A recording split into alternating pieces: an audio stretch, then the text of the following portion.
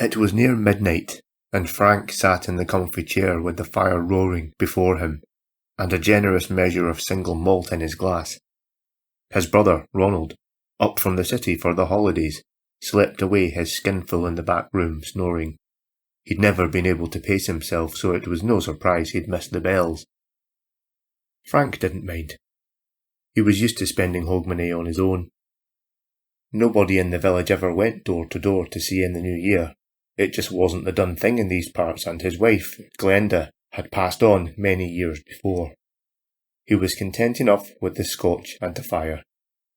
He raised the glass to his late bride's picture on the mantelpiece, and took another sip. There was a knock at the front door.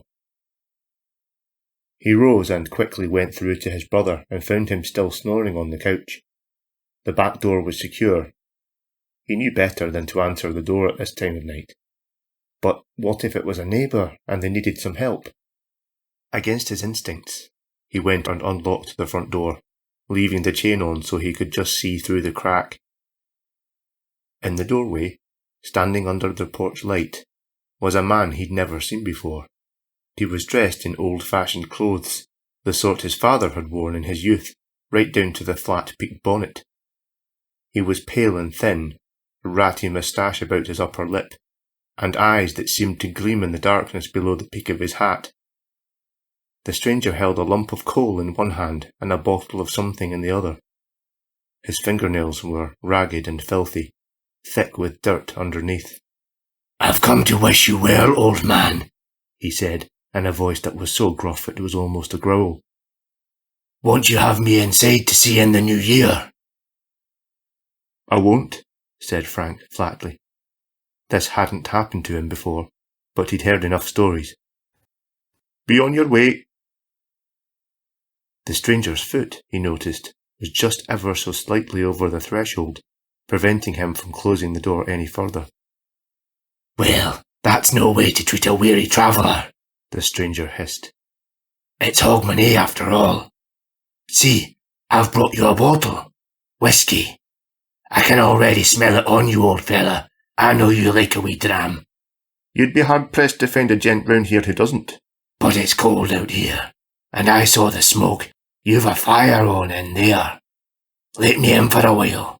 See, I've brought you a lump as well." "You're observant, sir, but I'm afraid it'll just be me and my brother through there who'll be enjoying my fire tonight.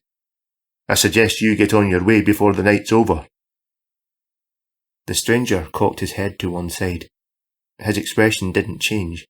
He looked faintly amused on the surface, but his eyes betrayed a growing fury building up inside him. "Last chance, old man," he said. His foot remained inside the doorframe, but he made no move to force it. "It's bad luck to refuse a caller on Hogmanay, don't you know?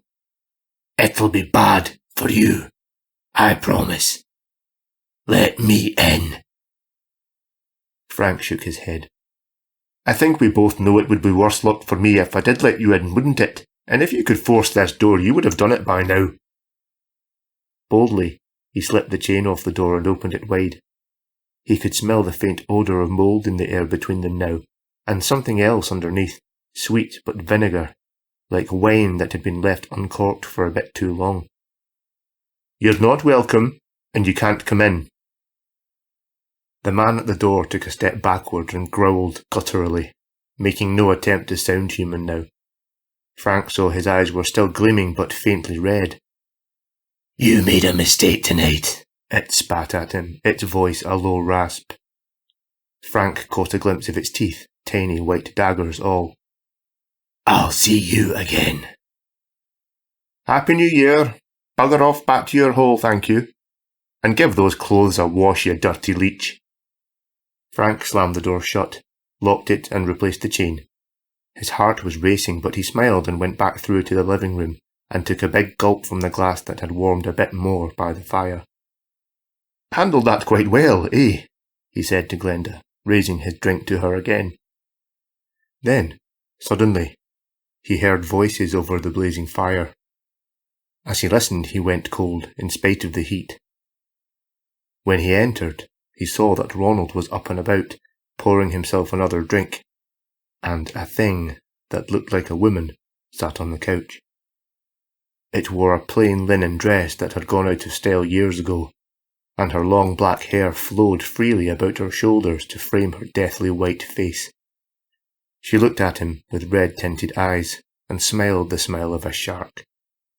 Frank could smell mould and bad wine. "Your brother isn't from around here, is he?" she asked. Ronald was oblivious, dancing away to the radio with another drink in his hand. "He was kind enough to invite me in. Shame you didn't let my man in, though. Unlucky that.